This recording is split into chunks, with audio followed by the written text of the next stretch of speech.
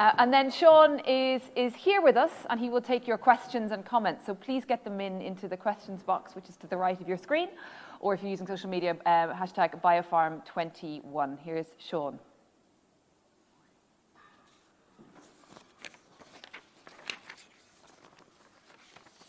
Sean, how are you? I'm very well, thank you, Sean. Good, good. We're here in your field with all your organic dairy cows. Yeah. So, why organic farming? I went to organic 16, 17 years ago. I was a conventional dairy farmer, but I was never very intensive. I always had, I suppose, a leaning towards looking after the environment, looking after wildlife on the farm.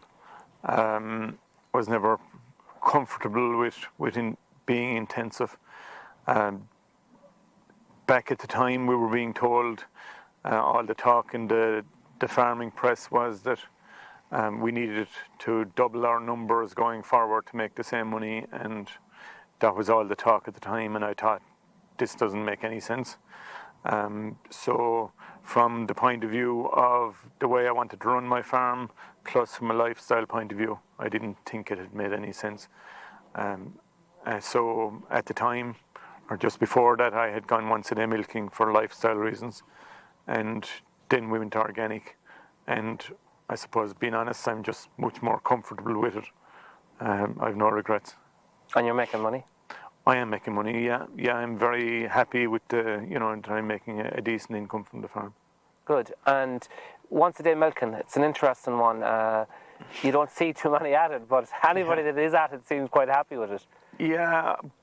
Back when I did it, we had 3 young children and my wife working full-time as a teacher, and that causes its own problems and difficulties from, pressure to keep everything going, and we realised that we needed to do something, to make it a little bit easier. It's particularly hard on my wife because she was collecting kids, bringing them home, having to get a dinner and all that stuff, as well as working full-time. And we looked at it. I spoke with a New Zealand farmer who had been a dairy advisor in Ireland, Alistair Rain, and told him my predicament, and he said, look, once a day milking, you got to go for it, and he said it'll be fine, and it was. And no problem with the cows transitioning to a once a day milking system? Absolutely none, absolutely none. The big transition is for the farmer, not for the cow. The cow is fine. I started after I had spoken with Alistair around the month of September, and I dried off the cows in November as normal, and as they calved in the spring, I just went once a day from the very start, and no problems. None, absolutely none. Cell count has never been an issue. In fact, it's probably better on once a day than it was on twice a day. You've got healthier cows. You definitely have lower yields. You probably have up to 20-30% lower yield in volume, probably 20% max in solids terms. But it's an ideal system for low-cost farming, and I think it fits in very well with organic. And we'll get on to the organic bit in a minute, but was there other benefits in terms of, like, you'd have refrigeration costs, washing costs, electricity costs, all those were halved as well. But yeah. You went before you went organic, so did your fertiliser bill drop? Or you don't know, or did you? Well, my fertiliser bill, that's hard to say, really. Yeah. I don't think there was too much of a difference. No. And what about feed? Feed definitely dropped, yeah. So there's a lot of bonuses. Yeah, a lot of bonuses because the cow is not under pressure. Like, so it's just a system where the cow has an easier life, but you also have the benefits of lower replacement rates. Okay. Cows lasting longer in the herd. I've one cow back there, and she's obviously an exception, but if she lives long enough, she'll be 20 years old in February. And I put that down to a combination of once a day milking plus organic wintering in a straw bedded shed. and it's just easy on the animal and the last. Okay, and what would your average average lactation be, or cow's lactation? Sorry. I rarely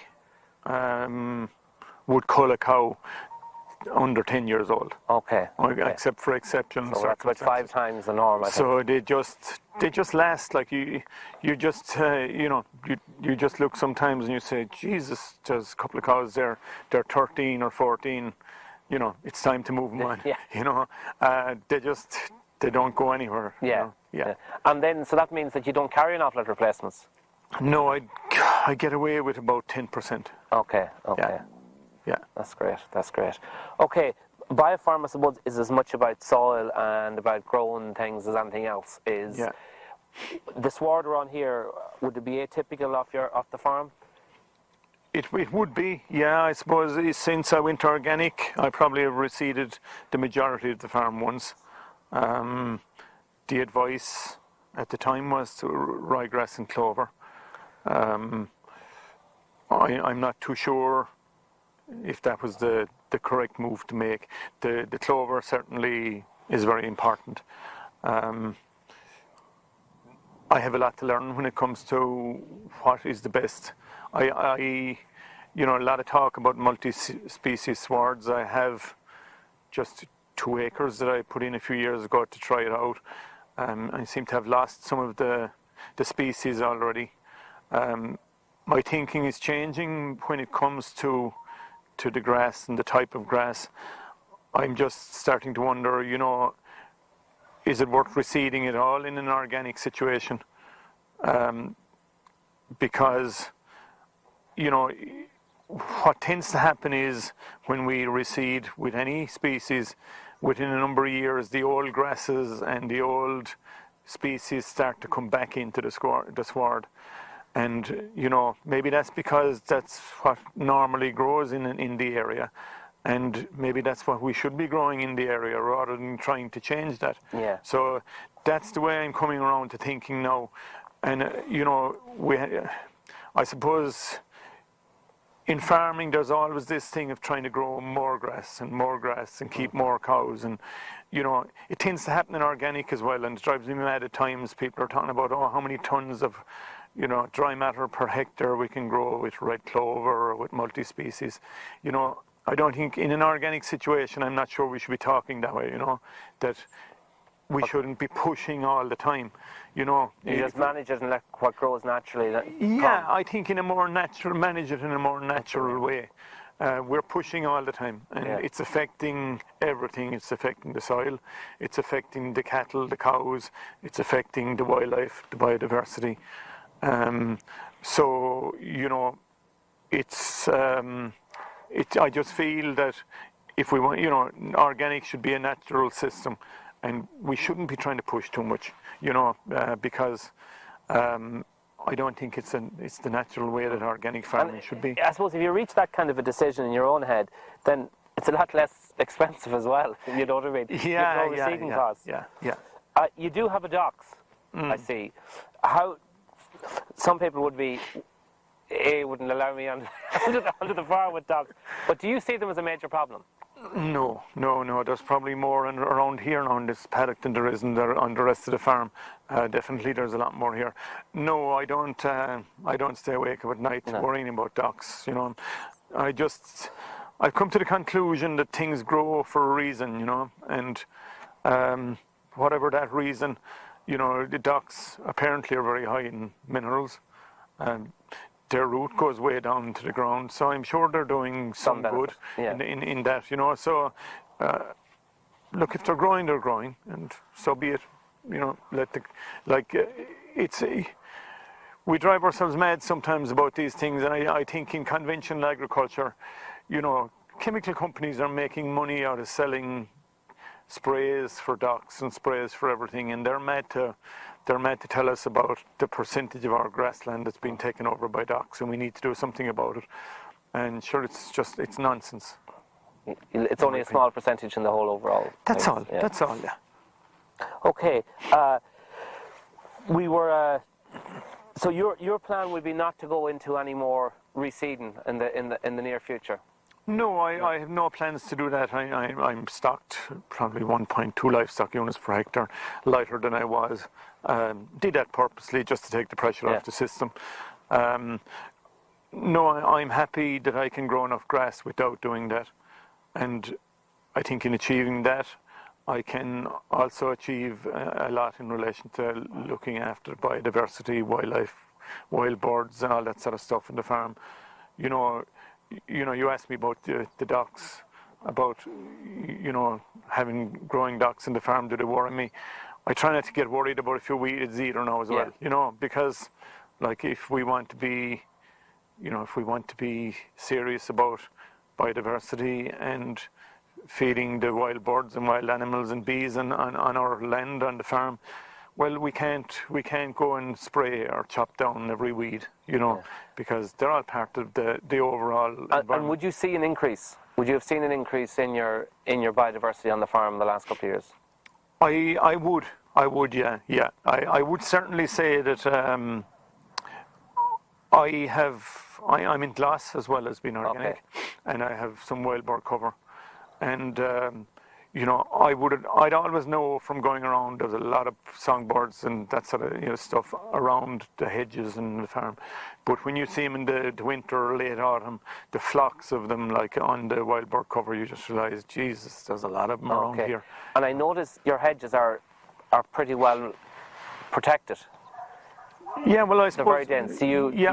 I don't cut hedges like as such until I really have to. When they get too overgrown, obviously we tidy them up, but that's done very much in a rotation. I just leave them grow, let the wild fruit and also the cover.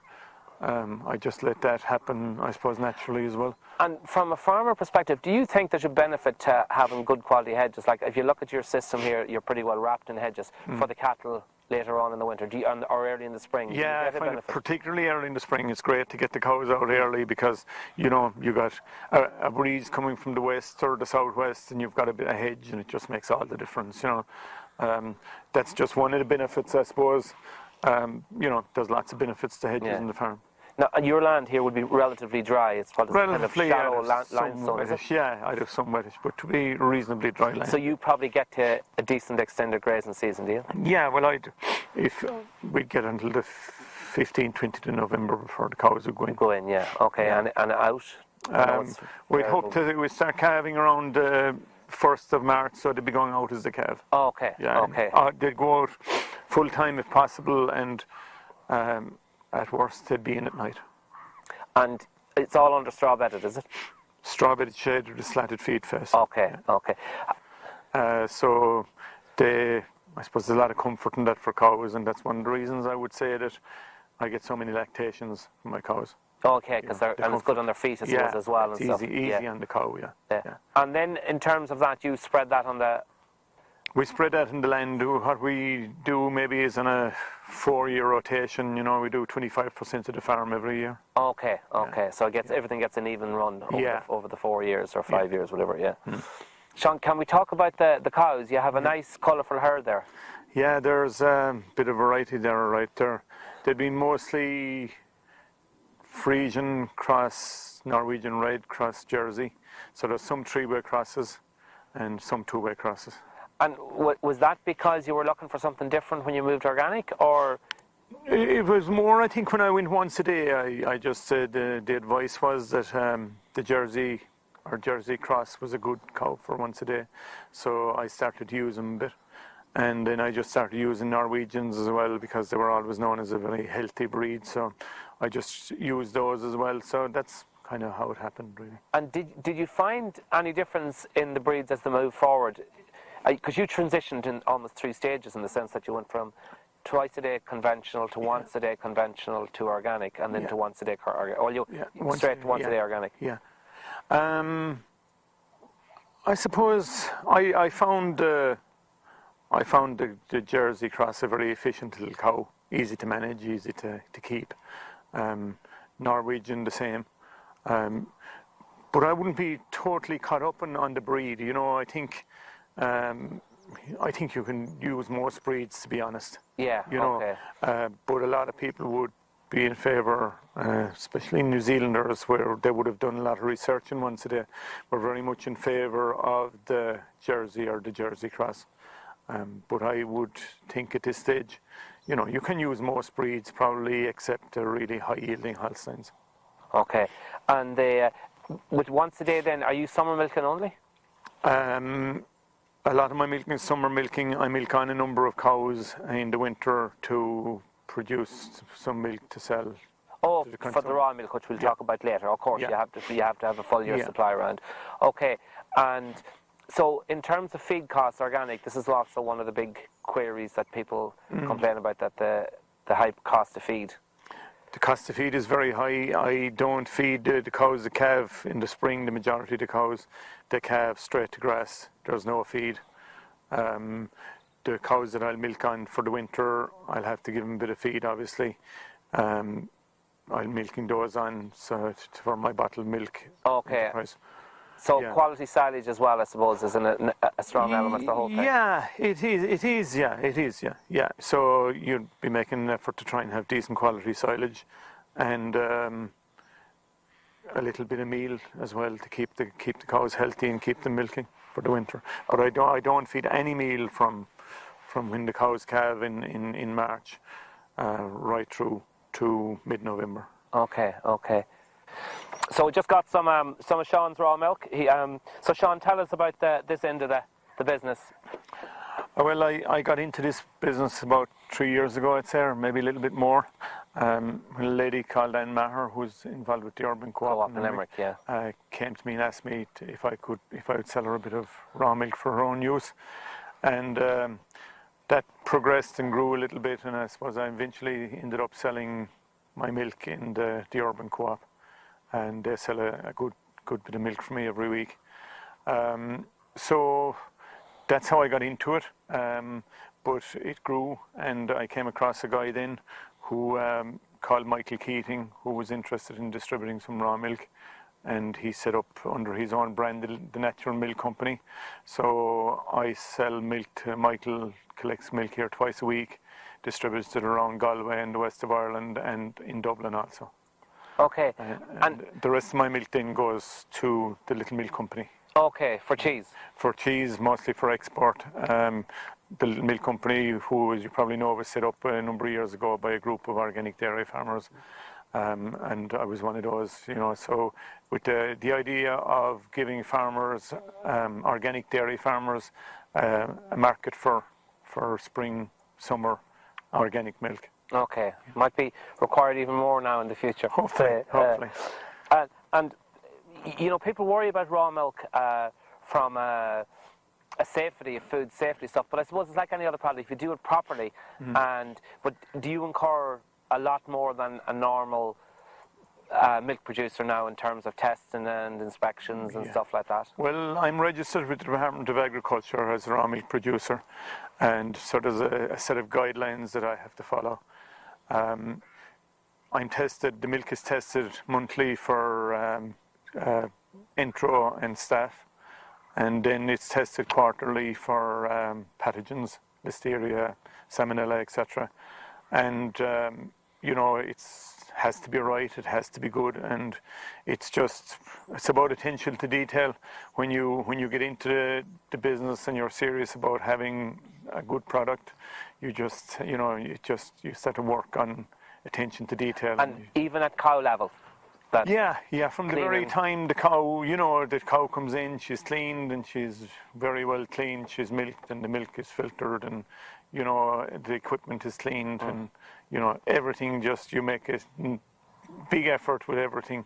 It's all about attention to detail. And I suppose that is maybe the big risk with raw milk, is that the problems, there is no pasteurization protection, so if something happens, you know, and if somebody gets into it that doesn't do that attention to detail, that could bring the whole lot down for everybody. Because it is a niche market. Yeah. And the last thing you'd want is too many people getting in and not doing the things properly. But then there's also external issues as well, like TB and stuff like that, would also, I suppose, close you down. Yeah, there's two things there. I suppose from the point of view of hygiene, if you're in it, you have to take it serious and you have to make the effort to do it properly, because as you said, bring the whole house down very easily if somebody isn't serious about it. The other risk is from the point of view of the farmer who is in the business, that one TB reactor suddenly puts you out of business maybe for 6 months until you get that sorted out. So there are risks with the business. It's a good job you don't need that much investment. I suppose that's one of the things. Yeah, well, that's the thing. There's no room for huge investment because it is too risky, I suppose, to be honest. Or perceived to be too risky. Perceived, yeah.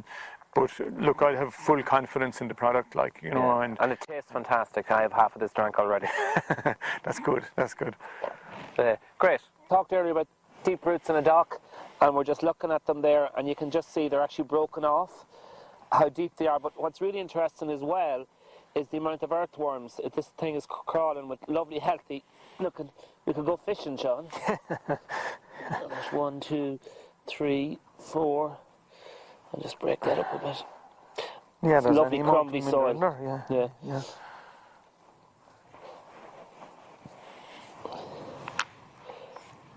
And when was this reseeded, Sean? Can you remember? It was reseeded about 17 years ago. 17? Yeah. Okay. So, and it has reverted back quite a bit. It has, yeah. There's still a good bit of ryegrass, but it has a lot of species have come in, But it would be probably reseeded. That was probably the only time it was ever reseeded, ever. Okay. Yeah. But it's just quite interesting to see how far down those dock roots will go. Yeah. They and do they help to break up the soil? Maybe they're not a negative. Okay, so we might go and have a quick look at the shed, if that's okay. Yeah, that's fine. Perfect. Right. Okay, here we are in the shed. So this is where you do your winter housing, Sean? Yeah. The cows come in here 15, 20 to November. The milking ones are bedded every day, and the dry ones every 2 to 3 days. And basically it builds up over the winter. And we leave it there then when the winter is over until the following October. And it spreads straight onto the land. We do about 25% to the farm every year. Okay, so the cows literally walked out of this flat last March. Exactly. And why don't you spread it right away? Well, I remember trying to do the first year that I went organic, and it was just very difficult. It gets very wispy, is it? Wispy and strawy. Yeah, very hard to spread. Yeah. But as you can see, it's broken down. It's starting to break down. It's very easy spread now. I suppose it's. There's a good height of it there all the summer, and it's been heating obviously. And it's kind of almost composting. Yeah, you can actually starting to compost. You can see it. Yeah, so it spreads very well, and it's probably it's more suitable to spread it in the fall as well, because you're not spreading it onto grass as such. You're just spreading it on land that won't be grazed again until next March. Okay, and does it by next March? Is it disappeared? Practically. Yeah. Practically, it would be gone, apart from if there was a lump here or there, a small lump that came out too big out of the spreader or something. You'd see that, but apart from that, it's disappeared. Great. That's brilliant, Sean. So, Sean, before we finish off, we're coming close to the end of 2021, and one of the big things that's changing is fossil fuel prices has gone rocketing. So that's had a huge impact on things like fertilizer inputs, but also feed costs. So one would imagine that if things continue the way they are, you're going to see an awful lot more people in a dairy sector looking at, is there an option to move to an organic farm and dairy system? Just for a couple of minutes, would you talk about what you think from your experience, what these guys would need to think about if they're looking to organic as a change or as a new direction? I suppose, it's definitely a serious option. They can, housing, I suppose, is a little bit different from the point of view. It's either straw bedded or it's cubicles. The cubicles have to be a minimum size. I think the modern cubicles, anyway, and most dairy farms would qualify for that. But a farmer coming in needs to realise, they've got to think differently. It's a different system. They need to be open-minded to new ways of doing things. Fertilizer is something they won't be using. It's gone. So that they need to start thinking differently and just doing things differently. But, it's a learning curve. But, it's very interesting, and there's a lot more to it than just the old NPK, and everything else is fine, And but now they need to think differently about the soil and about how they do things, and But as I say, it's something that's very interesting, in that once you get into it, it grips you, and it kind of, you want to learn more. Yeah, and you won't go back. No, there's no going back. On that point, if you take, we'll say, something like ryegrass, for example, which is the main staple in most dairy farmers now, or most dairy farms now, it necessarily won't, the way it's been bred now, it won't survive with that artificial nitrogen. So if you were making that transition to organic, is that something that you nearly have to consider? Maybe you recede to a multi-species system before you come in with a clover base in it, because it won't survive, you won't go anywhere without that NPK in it. Yeah, it's like everything else in life. There's probably a balance there, and you probably need to look at it on a paddock by paddock basis, and see paddocks that maybe don't have anything else except the monoculture ryegrass. At the very least, you're going to need to get clover in there, and at least you'll get grass growing, and after that you can improve things slowly. And you'll find with the ryegrass that other species start to kind of come in naturally. Particularly when it's suffered, I suppose, a bit, because without that they'll start to take over. Yeah. It's not like you'll be left with bare ground anyway. No, absolutely not. And I suppose what I found the first year when I went in organic, the grass was very yellow looking, and compared to what it normally would be. And I asked a seasoned organic farmer, when in my worry and panic, was I going to have enough grass to feed the cows? And he told me within a year and a half, it'll all change. When the grass realises it's not going to get fed from above, the roots will start to go down. And that's exactly what happened. Okay. Yeah. Well, maybe that's it, and we need to look down rather than look up. Yeah. That's exactly Great stuff. Thanks a million, Sean. You're very welcome, Sean. And we'll see you all at BioFarm. Thank you. Okay, thanks.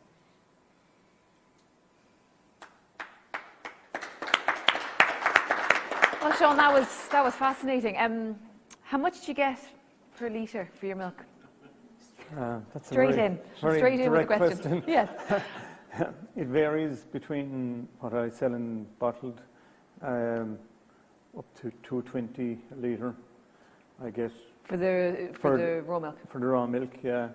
I sell more of it for €1 with bottles paid for by somebody else, right? And so, and I sell milk to the Little Milk Company. So that would have averaged, I think, the Little Milk Company about 55, 56 cents this year. Okay. Because of the once a day high solids. Yeah. It's interesting because I suppose previously we would have had such silos with like organic and then conventional, and there's so many blurred lines now between. There's so much learning for everyone. Yeah. There's sort of the middle ground of biological farming, regenerative farming, as well. For bigger dairy farmers who are looking for a bit of a hint of how to step more towards maybe what you're doing without taking the big step of organic, what would be the first step, you'd say? I mean, you touched on it a bit there.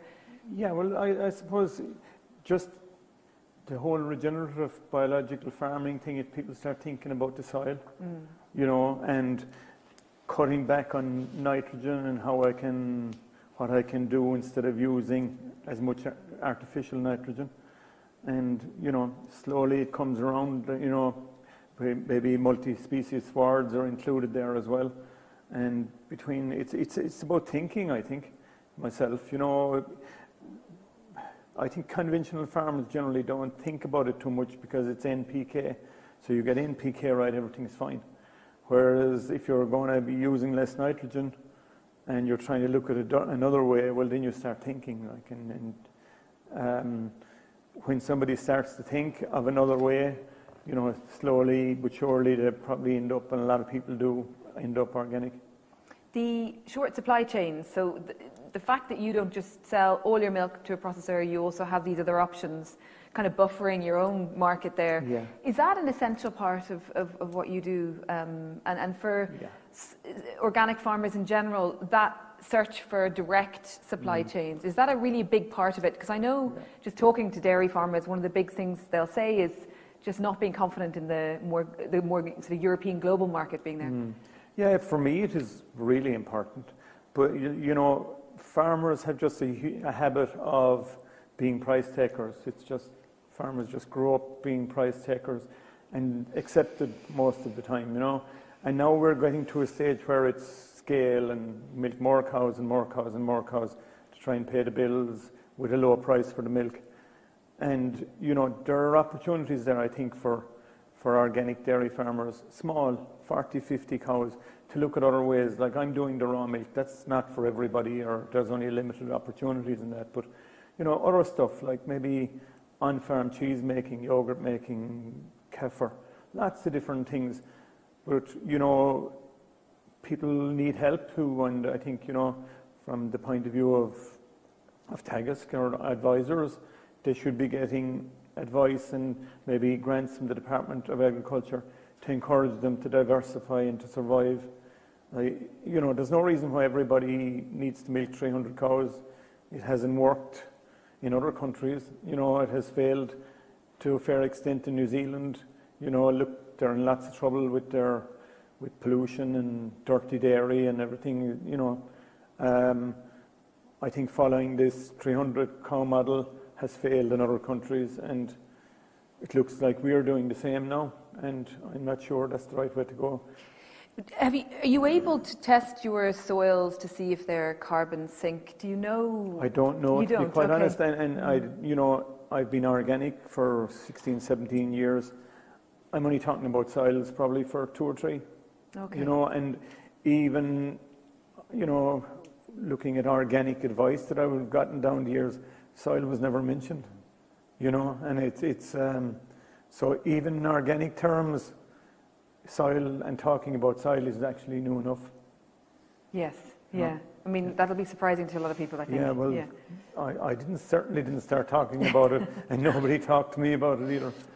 You mentioned the testing, the raw milk testing. I mean, the fact the market, the production is now regulated is a good thing. There's oversight and there's a structure there that farmers can work for. In terms of the cost of the testing, does it cost you much to test? Yeah, it cost me just under €2,000 per annum to do the testing. Okay. Yeah, so it is expensive, but it's necessary to follow the regulations, but also from your own, you know, knowing that you're putting out a good product. It's nice to know that you pass every test, and it's, you know, reassuring. Very reassuring. Yeah.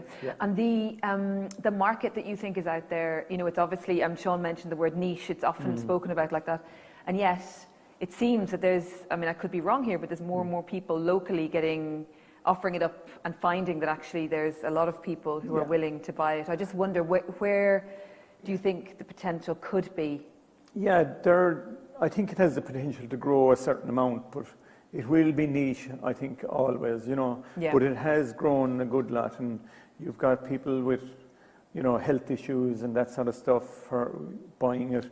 You've also got people who grew up with it on farms and buying it from neighbours, and they love the idea of being able to get it again, you know. And people are researching the value of it from a nutrition point of view, and the enzymes and everything else that it has been killed with pasteurization. Yeah. So, you know, people are questioning what they eat and drink more, and I think raw milk is benefiting from that. But how big it can go, you know, it probably can go big, but I think from an individual farmer point of view, it's not something that can be done at huge scale. Right. You know, I think. But if you're getting €2.20 a litre, would you need to go that big? Yeah. Well, that's a fair point. There isn't. I think it's about doing it well and having a good product and getting a decent price, and, you know, selling directly to the consumer and not being a price taker. And just finally, that point, we've got a lot of questions coming in, but that point about selling directly to the consumer, I mean, having a product that you are responsible for, but also people presumably are giving you feedback and also thanking you and maybe asking you to tweak things, I don't know. How does that change you as your identity as a farmer, how you feel about what you do? Or does it change you? It does, it gives you huge confidence to know that you're producing something that people want. And, you know, I get people, when I go to the Urban Co-op in Limerick, which is a not-for-profit food retail outlet, which, you know, and they buy food from lots of producers locally and are a great outlet for small producers.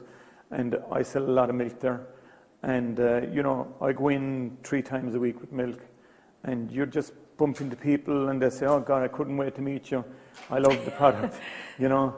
And it's just kind of... Nice ego boost, yeah. It is, and I think you know that you're doing something that people are enjoying. Like, you know. I mean, farmers deserve that, so it's just fantastic that you do get that. Yeah. And I think that generally the public want that, and they want to also express gratitude. Yeah, I think so. And are excited to meet farmers. Okay, we have some questions. Eilish O'Sullivan. Question reseeding new land to grow organic Dexter suckler herd. Tillage past 7 years. What species to reseed if mixed species isn't a runner? Land on the coast. Well, I suppose I'm not an expert in that, but like, is there any need to reseed? You know, maybe Dexter is a very traditional breed, are well able to survive on traditional grasses. They survive on anything, don't they? Yeah, and maybe there's no need to reseed. Yeah. I think the first thing I do is get a soil test, and you know, I think Sean is right. Start with what you have, and if you needed a bit more balance brought into it, with a few amendments, biologically friendly amendments, you might be best served than having to. I certainly wouldn't in a situation like that. Obviously, it depends on the stocking rate or how intense the enterprise is, the risk relative to a stitcher and overseed versus a full plough, till and sow. It would be best to avoid it because, you know, you're 10 years before you get that carbon back again after ploughing, and you can do a lot by actually just using certain amendments judiciously. But this then comes back to the whole situation of sorry to move off the tangent, but it's not off the tangent, but like, you know, the exciting new thing with the department on these comprehensive soil tests. The next step is going to be, when these soil tests are out, and there's going to be thousands of them done, is the ability to have these tests analysed and recommendations made on them. That's, you know, that's where we have a little bit of weakness in the system right now. And, you know, I suppose we go back to Nicole's point as well, which is to be able to read what nature is saying to you through a bit of knowledge about what's there. But we are starting from a very low ebb on this one. But agreed. But I think the questioner should be, you know, review it really in simple terms of like, how intense is this enterprise? You know, liming might make a huge difference if it was low pH, and I would start with small amendments like that and learn as you go, really. Yeah, and forgive my ignorance if this is the wrong question to ask, but the question to reseed or just to leave it, you know, there's so many dormant seeds in the soil as well, David, and I just wonder if you have a bit of time and space, I suppose it depends on the acreage you have, just to let that dormant kind of life come through as well could be an option. And managed grazing as well. You know, Nicole touched on it very succinctly there. Like her interpretation of what overgrazing is when the bite is taken, however close to the soil. It's if another bite is coming along immediately afterwards, right, is where the problem is, and roots start shortening up in that situation. The stress factor becomes, because the initial bite has a very positive effect through the saliva, thiamine release from the saliva, carbon dioxide pushed into the soil. So, you know, a lot can be done by the management. And as I said, it depends on that person's stocking rate that they're heading out. And if it's relatively low, I think they need to be careful with. It's on the coast. I'd plug into a lot of the Dexter farmers that are in Ireland as well. Here's a question. Sean, when you drop the artificial fertiliser, what kind of herbage production drop, if any, did you see in the first few years? Now, that would be a very common question, It dropped substantially. It's hard to say the percentage. I'd say it probably dropped to maybe 70%. Right. Yeah. But it started to get better then, you know, and I'd always say to people getting into organic, you know, don't be, it's this pushing again that I spoke about there in the interview.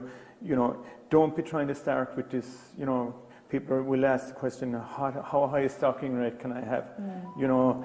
Like you're better off to start low, and as things improve and you get into the system and your grassland improves and you make your changes, well then you can lift the stocking rate if the land can take it. Yeah. Because if you start at that high stocking rate and your land isn't ready for it yet, well it's going to cost All you a kinds of fortune in chaos. feed. Yeah.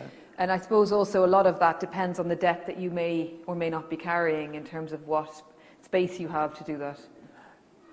As regards dropping As regards how you convert into organic, I mean, if you're carrying a lot of debt, you've got certain production levels that you're going to have to maintain in order to pay off. Yeah. Well, I suppose, look, you have to do before you get into organic production, you have to do your figures and see what you can achieve.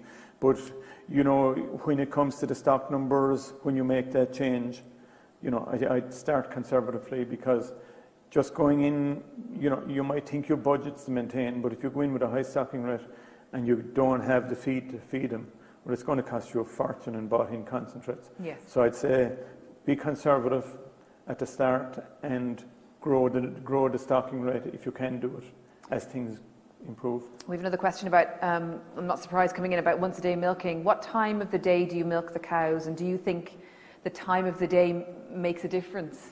I don't think it makes any difference, but I milk first thing in the morning, 7 o'clock in the morning. So, because I just find, I suppose, one thing is doing the raw milk and the bottling and that, so you need to get the milking over to go and do all that. But, there's also, if you decide to milk at lunchtime every day, that's fine if you can do it, but something always happens, and, where you just get up and milk the cows, it's done. And get up when no one else is awake. exactly, and nobody rings you. No distractions. The once a day milking, I mean, I just know from kind of conversations I've had with farmers, one thing that's come up is not necessarily animal welfare in any kind of bad way, but just that question about whether, there are issues that come up with the how big the udders get at the point where you're actually milking them. No, I've never found that, to be honest. Okay. I haven't found it. The cow just adapts to that, you get slight problems with a very odd cow in relation to maybe the other being dragged a bit too much, But in generally speaking, just because you're milking once a day doesn't mean the cow comes in and she's struggling every morning to bring in all this milk, The cow, she has less milk, obviously, less volume. But they just adapt to it. Who decided we should milk them twice a day? We decided that. So anyone watching who may want to transition, would you just say, just go for it, one day, go for it? Or is there a kind of period where you should mix it up a bit? Well, I suppose you need to think about it and start thinking. It has to be thought through, obviously, and you need to get good advice, because, as I said already, if you go in with too high a stocking rate and you're not growing enough feed, well, you're going to run into trouble. But, you need to get the right advice, and you need to think it through yourself. And Sean? Yeah, I was just thinking, Mia Smith, we didn't know when we asked him to speak. He's once a day milking as well. Yeah. And it's quite interesting. He doesn't sell raw milk directly, so he's just gone through the normal systems. Yeah. But he put down one of the decisions to labour costs, time, herd longevity, and I can't remember what the other one was. So in an Irish context, and actually fertiliser inputs as well, because the knock-on effect, if you excluded, we'll say, your direct selling of milk, do you still think once a day milking would be profitable? I do, yeah. Not probably, like if you're milking 50, 60 cows nowadays and you're selling it either conventional or organic, and it's going into the pool to a processor who wants to pay you as little as they can, you're always going to struggle to a certain extent. So for somebody with my scale, doing something extra is the thing. But once a day milking is profitable. You save on costs, volume is down, but it gives you a lifestyle that, money can't buy really. And, when you look at milking cows, to be honest, most people that milk cows have grown up with it, and they do it very few people that didn't grow up milking cows want to, because of the lifestyle, you're very tied to it. So with a family and, once a day milking is definitely a big option and probably will become more of an option as labour gets scarce. We have a question, Sean, from Sabine. Sean, if you had one wish that the government could grant you to help you with your type of farming, what would it be? That's a hard one. I suppose if you look at, maybe not just me, but if we talk about, we'll say, organic dairy farmers, people that are milking, as I said already, the smaller number of cows, to give them a chance to survive by, helping them, granting them good advice in relation to on-farm stuff they can do to add value to their milk. And I think, we need to look at that seriously because... So you're talking about the, 50 to 90 cow herd that in the quota being dropped would have been viable, and now increasingly is seen as being a difficult space to make money. Is that? Yeah, it is, and I think because of the scale that's being involved now, the investments are huge on dairy farms, and people are milking more cows just to pay the debt. And milk price, if you think about it, milk price isn't much better now than it was 40 years ago. And we're milking more cows, and it's been done, as I said already, in New Zealand, in the States, and all over the world. People followed scale just to try and run faster to stand still. So if you were getting an equivalent milk price now to what it was 30 or 40 years ago, just imagine what it was worth, what the euro was worth back then compared with now. And we're just milking all these cows. So if there was a wish, it would be that dairy farmers and I suppose beef farmers maybe as well, or any farmers at a smaller scale would be helped to survive at that scale rather than everybody following this scale, huge scale, and 300 cows and 200 cows.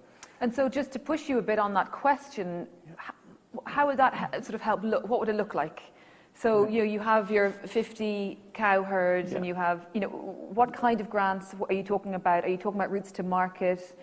Yeah, and maybe on-farm processing, that sort of stuff. If you look at Europe, the countries in Europe tend to do that sort of stuff more than we do. In countries like Austria and I suppose typically the organic farming countries, whereas we just following the scale model, and that's what's encouraged. And even in organic dairy, that's what's encouraged, to be honest, even though it's only starting to grow now, but that's the model we're following as a country.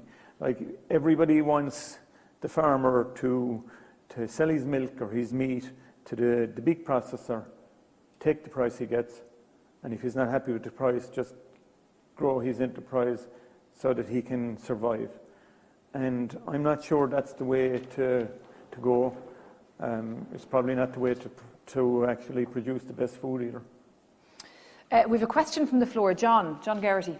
Ella, thanks very much. Sean, that was really, really wonderful. And I was just listening to you there, and I was thinking not just today, but over the last 3 days, that the contributions from farmers, there has been a sense of calm and contentedness and humility about them, And I was just wondering, has your transition over to once-a-day milking, organic biological systems, you talked about learning about the soil over the last 3 years and focusing on that. Has that been instrumental in that kind of change in terms of mindset? Yes, I suppose it has, yeah. I would have, when I went to organic first, it was a kind of, I suppose, I had the mindset, even though I was heading in the organic direction, my mindset was still, how many cows can I milk on this amount of land? How can I push it enough to milk? What's the most I can produce? But over time, I transitioned to selling direct, getting a better price, not pushing the system. And I'd be very interested in the wildlife and the biodiversity on farm. It's something I was always interested in. So, I think that, it just all happened gradually, and you just get into organic. And I went into organic maybe with a partial conventional thinking, but it just grew. You know, I changed my thinking, and I grew in my thinking, a different thinking over time, because I always felt that we should be able to protect the wildlife on farm. You know, we can't do that unless we leave the hedges grow. And you know, everybody wants to cut the hedges every year because the place looks lovely. There has to be a balance there, you know, and I learned that. And I suppose somebody said to me one time, wildlife isn't tidy, you know, and so you have to, you know, you have to let the few weeds grow, and you've got to let the fruit grow in the hedges. And I came around to all that, even though I always felt that way. I was still a conventional farmer, maybe that went organic, but I just got there slowly. And the soil thing then in the past few years, you know, that just moves it on again to another level, like, and sure, I have a pile of stuff to learn there, but it just keeps it interesting and keeps you interested, like, you know. And David, I know you want to get in here, just a final point on that, Sean, that, you know, you speak of not pushing the farm too much, letting things grow, giving space, which is kind of the opposite thinking to this sort of efficiency focus that has been on Irish farming, particularly dairy farming, in the last few years. And I just wonder, how compatible is that sort of efficiency mindset in what you're talking about? Well, you know, climate change is the big thing at the moment. And, you know, with climate change, with the biodiversity crisis, you know, things are going to have to change. And if you even just look at leaving the hedges grow and the wildlife side of things, you know, the climate change thing is a global thing, you know, and like, we can make a small difference. We have to do our bit in Ireland, but we're depending on everybody else to do their bit, because we're only a tiny dot on the map. But we have control over what we can do in relation to biodiversity and farms. We can control that, you know. So I think there needs to be a mindset change. Like, farmers have been production always, right? So every young fella or young girl that goes to a Teagasc farming course, or they do an ag science degree in UCD or Waterford or wherever, you know, it's production. That's the way it has been. And I think, you know, these students need to be trained in a more holistic manner, you know, where biodiversity and soil and wildlife in general, and how we can cater for those on farm, they all need to be just part of the one equation. And we can still produce excellent food. You know, people say, and you get the big farming organizations coming out, oh, there's going to be another 1 billion people in the world and they have to be fed. But we don't have to feed them all. You know, we're a tiny dot in the ocean, tiny little island. We don't have to feed everybody. We have to look after our own country. So I think we should be able to produce the best food we can produce, which we can in the world. And by going the road I'm talking about and changing, we can produce better food. David? Yeah, I think there's a wonderful connection that for me has appeared over the BioFarm. Watching Sean in the field, and the contentment of the cows behind him, himself as well. The swards looked well. I'm a bit like yourself. I try not to worry about the docks, you know, because they have a place and they're still a reminder that we'll let Sean worry about the docks. Yeah, but ultimately you said something that is actually extremely important in us moving on from this. The notion of pushing all the time, and all biological systems have feedback mechanisms.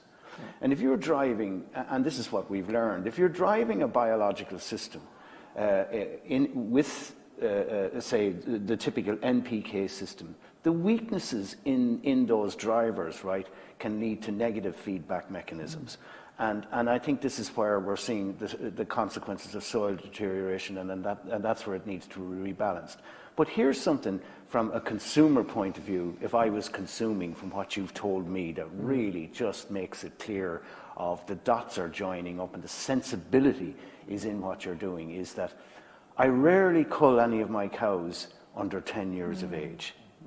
Now, if we take what Zach Bush, Christine Jones, Nicole Masters and Mike Harrington,